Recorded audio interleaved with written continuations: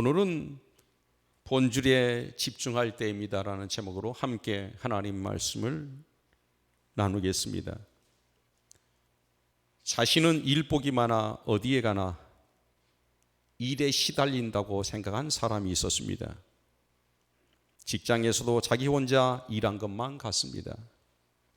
집에서도 아이들 숙제를 도와달라, 아내는 설거지를 같이 하자, 빨래를 같이 하자, 일거리에 치이고 있었습니다. 그러다가 어느 날 아내를 따라 교회에 나왔습니다. 쉼을 얻기 위해 교회에 나왔는데 웬걸 교회엔 모임이 왜 그렇게 많은지, 성경 공부하자, 목장 모임하자, 전도 훈련 받자, 봉사하자, 아이쿠 이러다가 내가 죽겠다 싶어 교회를 떠났습니다.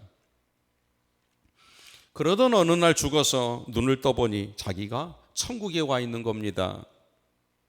아름다운 산과 맑은 물, 요리하지 않아도 천지에 먹을거리, 잔소리하는 아내도 없고 간섭하는 사람도 없습니다. 자고 싶을 때 자고 일어나고 싶을 때 일어납니다. 그렇게 한 달을 보내고 나니 심심하고 무료해지기 시작했습니다. 그 마을을 지키는 문지기인지 싶어 천사에게 어디 얘기할 말동무가 없을까요? 물었습니다. 여기는 그럴 만한 사람이 없다는 겁니다. 아니면 좋은 소일거리라도 알려달라고 부탁을 했습니다. 여기엔 당신이 할 일이라곤 먹고 쉬고 자는 일이 전부입니다 라고 대답했습니다. 마침 하늘 저 건너편 많은 사람들이 분주하게 왔다 갔다 땀을 흘리며 일을 합니다. 그래서 속으로 생각했습니다. 무슨 천국이 이래? 천사에게 간절하게 부탁을 했습니다. 나를 저기 저 지옥으로 보내주시오. 이렇게 때를 셌습니다. 천사가 웃으면서 이렇게 말했습니다. 당신 여기가 천국인 줄 아시오? 지금 지옥에 와 있는 겁니다. 내 곁에 사랑하고 섬길 사람이 있다는 거 얼마나 귀한지 모릅니다.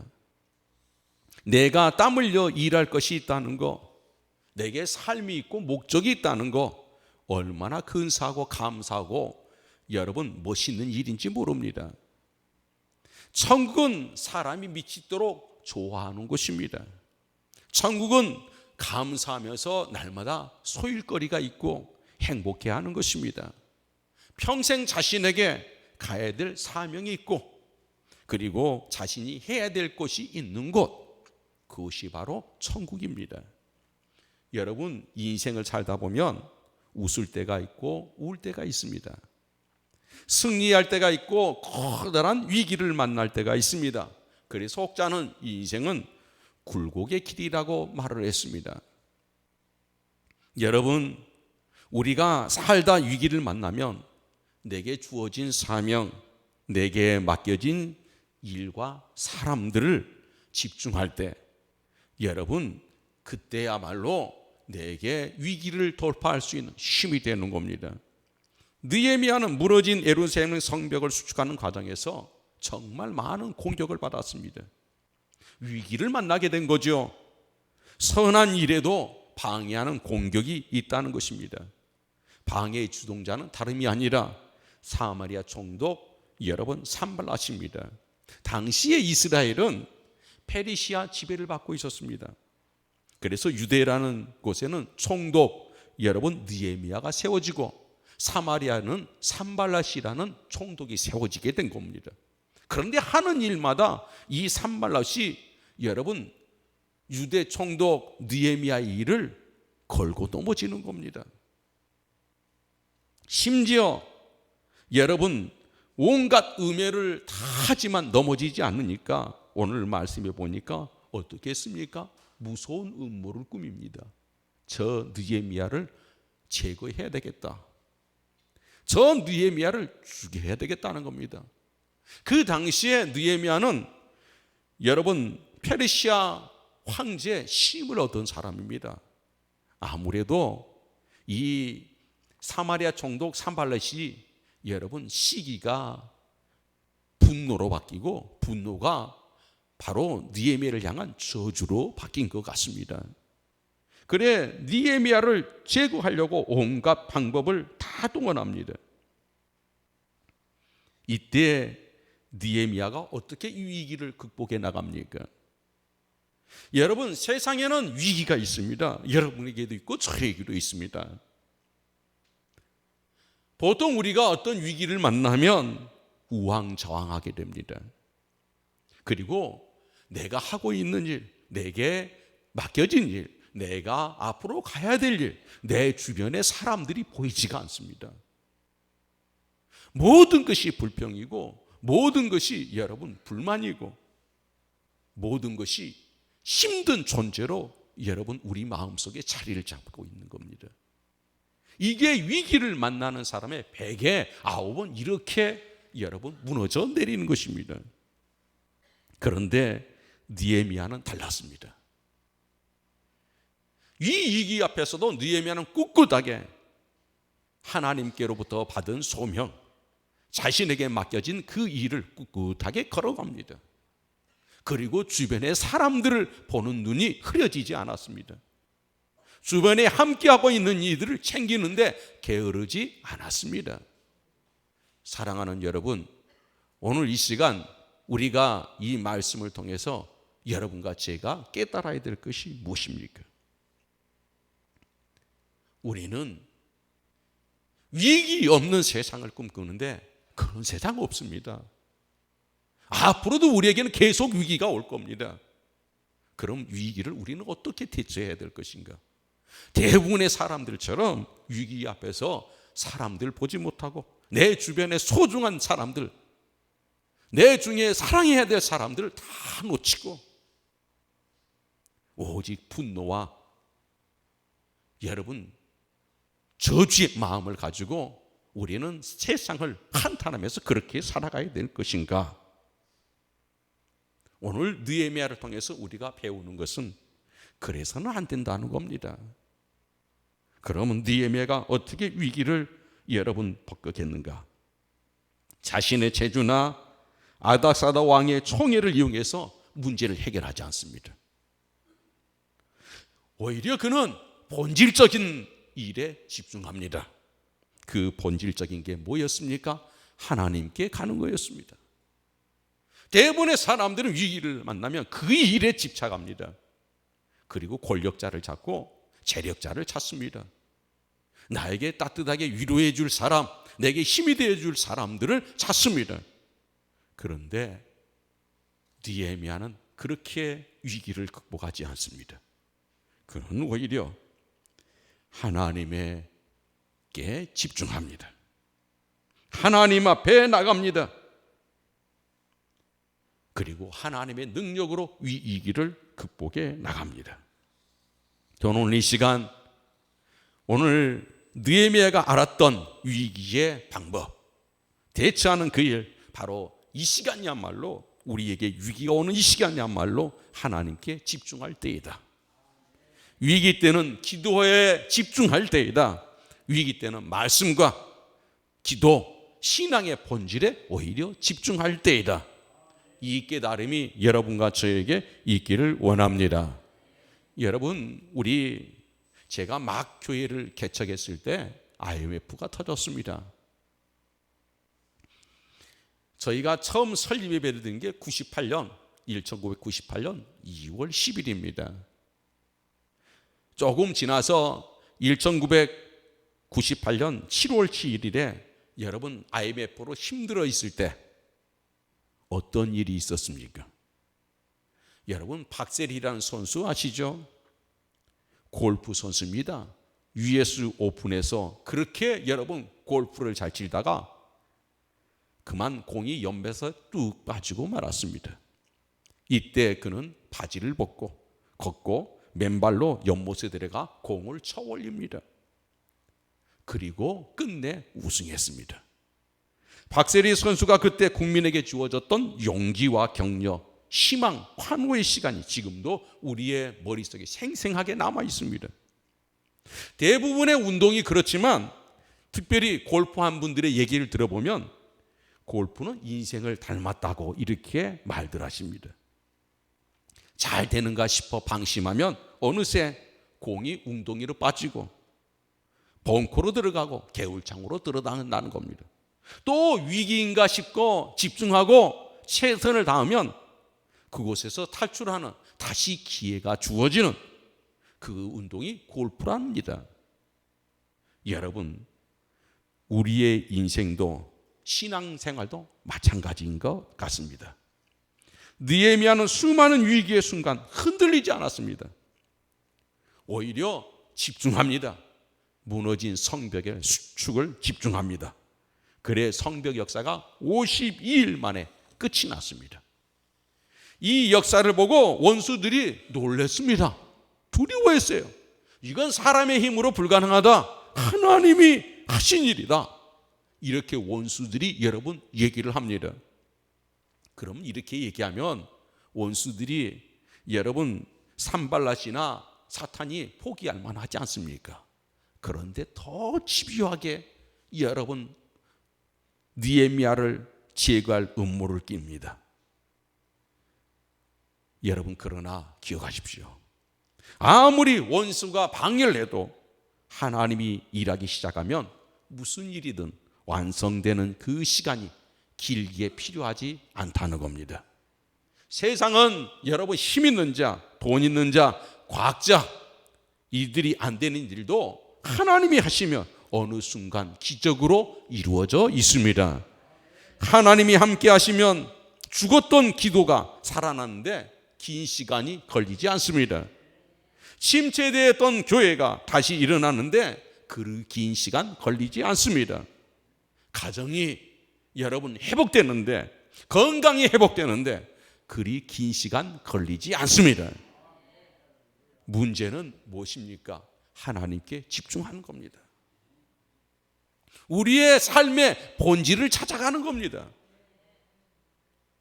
온 가족이 한 마음으로 온 공동체가 한 뜻으로 그분에게 집중할 때 하나님은 임재하실 것이고 하나님의 역사와 기적은 우리 앞에 열매로 맺히게 될 줄 믿습니다. 여러분, 한 나라의 흥망성쇠도 마찬가지입니다. 제가 오늘 어떤 집사님과 함께 오면서 이런 얘기를 나눴습니다. 옛날에 참 그 어려웠던 시절에 손으로 빨래했던 냇가에서 흘렀던 그 시절이 있었는데 어느새 세탁기가 돌아가고 어느새 여러분 빨래를 말려주고 또 소독해주고 펴주고 다 합니다. 그런 세상이 도래할 줄 누가 알았습니까? 한순간에 이런 세상이 일어난 겁니다. 그런데 망하는데 긴 시간 걸리지 않습니다. 높이 올라간 성일수록 무너지는데 큰 소리 나고 하루아침에 무너집니다. 역으로 하나님이 역사하시고 우리가 하나님의 능력을 붙들고 매달리면 52일 만에도 예루살렘 성벽이 수축되었습니다. 여러분의 가정과 우리의 삶도 우리의 교회도 여러분의 건강도 하루 한순간에 하나님이 세우시고 붙드실 수 있는 전능자임을 믿기를 바랍니다. 여러분, 느헤미야가 무너진 성벽을 수축하듯이 여러분도 세워보고 싶은 것들이 있습니까? 교회의 영적인 사역을 세워보고 싶은 사람, 가정을, 기업을 세워보고 싶은 사람, 내게 맡겨진 자녀들을 하나님의 사람으로 세워보고 싶은 사람, 그 꿈이 여러분에게 있습니까? 그런데 문제는 고난이 없는 영광이 없고 시험이 없는 성공이 없다는 겁니다. 느헤미야서 4장과 6장은 느헤미야의 엄청난 사역이 완성이 되기 전에 그에게 닥친 시련이 기록되어 있습니다. 그동안 밀려오는 내우환을 하나님 앞에 집중함으로 잘 헤쳐나왔는데 그러나 또 4장 5장은 성벽 재건 공동체 여러분 닥친 시험들, 그러나 6장은 개인에게 닥친 시험들이 있었습니다. 오늘 본문 여러분 1절에 보십시오. 6장 1절에 보면 내용이 이렇습니다. 그때는 내가 아직 성문에 문짝을 달지 못한 때였더라. 모든 성벽을 잘 세웠습니다. 모든 문짝을 달면, 이제 문짝만 달면 완성되는 겁니다. 바로 그때 위기가 찾아왔습니다. 완성 일보 직전, 정상 한 발자국 직전, 시험 만나 쓰러진 사람들이 다 대부분 이 상황에서 쓰러집니다. 한 번 더 기도하면 되는데, 한 번 더 참으면 되는데, 한 번 더 이기면 되는데 꼭 걸로 그곳에서 넘어집니다. 사탄은 우리의 비전과 우리의 꿈이 이루어지도록 구경만 하고 있지 않습니다. 원수 산발랏은 중립지대로 한촌 오노 평지에서 여러분 느헤미야를 불러 만나자고 합니다. 그것도 4번씩이나 했습니다. 그때 느헤미야는 깨달았습니다. 저는 여러분 6장 2절에 보니까 암살하려고 하는, 나를 죽이려고 하는 계획이란 걸 여러분 깨달았습니다. 그래서 오노 그렇습니다. 참 재미있잖아요. 그 지역이 오노입니다. 오노 아니다. 그 힘든 공사가 다 끝났습니다. 문짝 달면 됩니다. 온 백성이 이제 함께 모여서 예배 드리고 테이프 자르고 잔치 벌이면 되는 그 순간에 여러분 위기가 왔다는 겁니다. 오늘도 우리가 나는 위기가 없어요, 나는 잘 되고 있어요, 별 문제 없어요, 평안해요, 그런 분들이 있습니까? 여러분 위기는 어느 순간 도둑처럼 내게 다가옵니다. 그래 우리가 이 시간에 하나님 앞에 우리는 집중하며 살아야 된다는 것입니다. 저는 오늘 우리 열린교회 사랑하는 성도님들이 하나님 앞에 집중하는 삶을 살 수 있기를 주의 이름으로 축복합니다. 여러분 오늘 가장 큰 위기가 무엇인가? 여러분 산발랏이 편지를 보냈는데 어떤 편지였습니까? 봉하지 않는 편지를 보낸 겁니다. 봉하지 않는 편지라는 건 무슨 의미인가요? 이 편지를 통해서 소문이 나라. 볼만한 사람들은 다 봐라. 소문 내라. 그런 편지입니다. 그 편지의 내용이 무엇인가요? 느헤미야가 아닥사다 왕을 배신하고 성벽 숙준 위에 자신이 왕이 되려 하는도다. 내란을 준비하고 있다. 페르시아 왕이 황제가 이 얘기를 들으면 어떻게 될까요? 당장 느헤미야가 죽을 수 있는 상황입니다. 그걸 봉하지 않는 편지를 보내서 온 유대, 여러분 이스라엘의 소문이 다 나게 된 거예요. 여러분 봉하지 않는 편지는 오늘도 우리에게 배달됩니다. 그간에 이단 교회도 교회라는 이름을 붙입니다. 이단들도 목사라는 이름을 붙입니다. 그렇게 언론에 소개됩니다. 교회 얘기, 목사 얘기, 장로 얘기, 집사 얘기, 봉하지 않는 편지 여러분 타고 세상 둥둥둥둥 이렇게 떠다닙니다. 이 봉하지 않는 편지를 받고 신앙의 길을 접는 사람도 생깁니다. 아예 하나님 교회를 저주하며 나간 사람도 있습니다. 이 얼마나 가슴 아픈 일입니까? 우리 집에서 봉하지 않는 편지를 보고 여러분 때로는 교회 나가지 말라고, 교회는 못 쓸 것이라고 그렇게 핍박을 받는 분도 있을 겁니다. 요즘은 성경 안 읽고 봉하지 않는 편지를 찾아 인터넷이나 SNS를 뒤지는 어리석은 사람도 많습니다. 여러분 그러나 기억하십시오. 다 그것은 봉하지 않는 편지입니다. 성경을 읽고 기도하는 시간보다 인터넷을 뒤지는, SNS를 뒤지는 사람이 많다면 여러분 그 사람은 회개해야 합니다. 이미 바이러스에 오염되고 있는 겁니다. 영성이 흐트러지고 있는 것입니다. 느헤미야를 죽이려는 음모와 공격은 여기서 그치지 않았습니다. 여러분 산발랏에게 뇌물을 받은 거짓 선지자가 오늘 본문에 나오는데 스마야라는 사람입니다. 이 사람이 돈을 받고 느헤미야를 가서 해위합니다. 뭐라고 해위할까요? 당신 신변에 위협이 오고 있습니다. 나와 함께 저 성소 지성소로 가서 숨읍시다. 그곳이 세상에서 제일 안전한 곳입니다. 왜요? 감히 이곳은 어떤 여러분 유대인뿐만 아니라 페르시아 사람들도 가기를 두려워하는 곳입니다. 그래서 달콤하게 유혹을 한 거예요. 스마야가. 당신 지금 위기 오고 있잖아. 느헤미야 당신 죽을 수도 있어. 그러니 우리 함께 저 지성소로 들어가서 숨자는 여러분. 그에게 제한이 온 것이에요. 이 지성소는 제사장만 들어가는 곳입니다. 대제사장만 들어가는 곳입니다. 느헤미야가 아무리 총독이어도 아니 왕이랄지라도 들어갈 수 없는 곳입니다. 이때 느헤미야가 어떻게 대처를 했나요? 나보고 하나님 말씀을 어기라고 하는 거 보니 이건 분명 하나님의 음성이 아니다.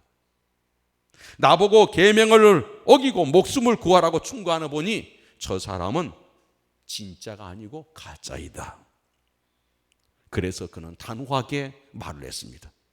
나는 살아도 말씀을 붙들고 살고 죽어도 말씀 붙들고 살리라. 사랑하는 여러분, 본질에 집중할 때고 느헤미야는 본질을 놓치지 않았습니다. 본질이 무엇입니까? 위기가 올수록 우리는 하나님의 말씀을 지켜야 합니다. 최고의 본질은 바로 하나님입니다. 하나님 붙들고 살겠다. 말씀 지키며 살겠다. 이것이 내가 살 길이요, 내가 승리하는 길이라는 것을 여러분 꼭 기억할 수 있기를 바랍니다. 여러분, 어떤 사건 속에 예수님이 보이지 않는다, 하나님의 뜻이 보이지 않는다, 하나님의 말씀이 생각하지 않는다, 이미 실패의 길을 들어서고 있는 사람입니다. 하나님께서 내게 맡겨주신 이 귀한 사역 두고 나는 우왕좌왕하지 않을 것이다. 나는 흔들림이 없을 것이다. 이를 일비하지 않겠다. 오직 하나님의 뜻에 의해서 나는 굳건히 그 길을 가겠노라. 이것이 느헤미야가 그 많은 유혹을 무찌르고 위기를 극복하고 마침내 하나님이 그토록 원하시는 성벽을 수축하게 되어진 것입니다. 저는 우리 열림교회 모든 성도님들의 가정이 이렇게 아름다운 성벽을 수축하고 든든하게 세우는 그런 역사들이 있기를 바랍니다. 그 시간까지 가기에는 위기가 있을 수 있습니다. 시련이 있을 수 있습니다. 음해도 있을 것입니다. 그러나 여러분 조금도 흔들리지 마십시오. 하나님께 집중하시고 하나님 말씀을 지키면서 여러분 하나하나 헤쳐나갈 수 있기를 바랍니다. 느헤미야는 여러분 이 위기를 극복하는데 긴 시간이 필요했습니다. 하나 극복 안 하면 또 오고 또 왔습니다. 어깨에 힘이 쭉 빠졌습니다. 때로 하나님 앞에 기도해야 되는데 무릎 꿇을 힘이 없습니다. 손을 모아야 되는데 모을 힘도 없습니다. 머리끝부터 발끝까지 힘이 쫙 빠질 때가 있습니다. 지금 느헤미야가 바로 그런 상태입니다. 그러나 그는 벌떡 일어났습니다. 6장 여러분 9절에 보면 6장 9절에 보십시오. 이는 그들이 다 우리를 두렵게 하고자 하여 말하기를 그들의 손이 피곤하여 역사를 중지하고 이루지 못하리라 함이라. 이제 내 손을 힘있게 하옵소서 하였더라. 이제 내 손을 힘있게 하옵소서. 원수 앞에 나가 싸우는 대신 그는 하나님 앞에 나갔습니다. 그리고 하나님 앞에 간구합니다. 주여 이 손을 힘있게 해 주시옵소서. 넘어지지 않게 해 주십시오. 기도하는 이 느헤미야의 손을 하나님이 예면하셨나요? 오늘도 우리가 내 손에 힘을 달라고 기도할 때 하나님이 예면하실까요? 하나님은 홍해를 가르셨습니다. 여리고성을 무너뜨리셨습니다. 결국은 산발락과 도비야를 부끄럽게 만드신 분이 바로 하나님이셨습니다. 스가랴서 3장 16절에 보면요, 두려워하지 말라. 시온아 내 손을 너러뜨리지 말라. 어깨에 힘 빼고 살지 말아라. 내 손에 힘 잃어버리면 망한다는 것입니다. 전능하신 하나님은 당신의 손을 힘을 줄 것이고 당신의 손을 놓치지 않으실 것입니다. 느헤미야가 넘어지도록 하나님은 그를 내버려 두지 않았습니다. 여러분, 세계 1차 대전 그리고 러시아 혁명, 러시아의 내전 모습을 생생하게 전하는 한 편의 대하 소설이 있습니다. 1958년에 노벨 문학상을 수상한 여러분 소설입니다. 이 소설은 영화로도 나왔고 뮤지컬로도 나왔습니다. 그 스토리의 마지막 부분에 보면 여러분 이런 내용이 있습니다. 그 수상 작품이 바로 닥터 지바고라는 여러분 소설입니다. 그 책의 마지막 장면에 이런 얘기 나옵니다.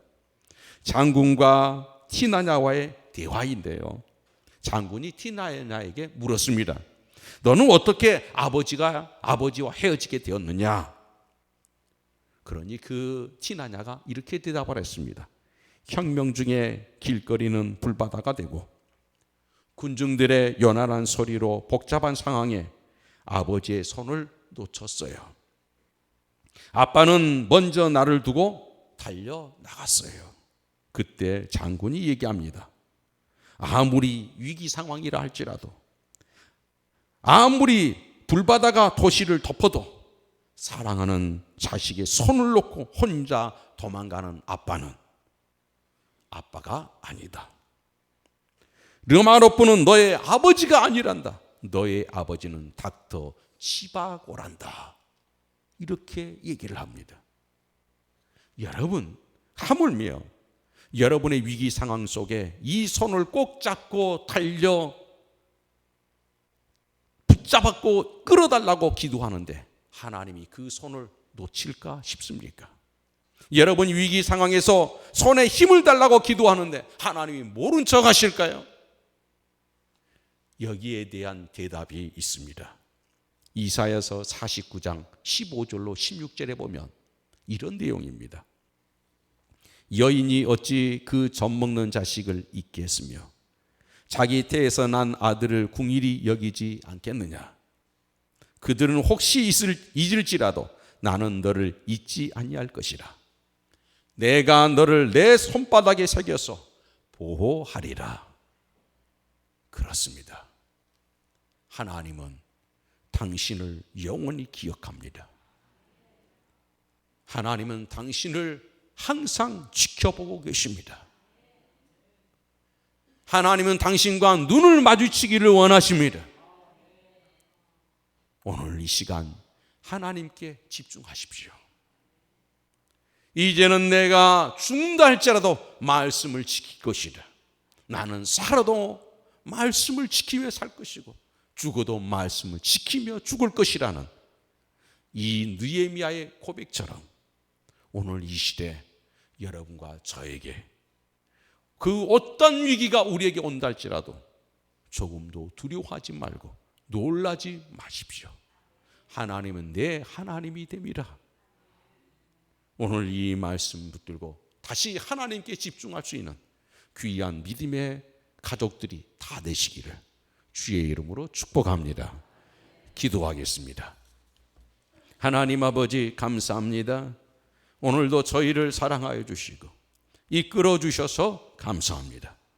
주여 영광 받으시고 하나님 세상은 온갖 하나님 위기로 두려워하고 하나님 무서워합니다. 주여 그러나 하나님 그 어떤 세상 앞길이 우리에게 있다 할지라도 우리는 하나님 앞에 집중하며 하나님 앞에 말씀으로 본질을 찾아가는 귀한 걸음들이 되게 하셨소. 느헤미야처럼 끝내 승리하는 귀한 복된 걸음들 되게 해 주시옵소서. 예수 그리스도의 이름으로 간절히 기도 올리옵나이다. 아멘.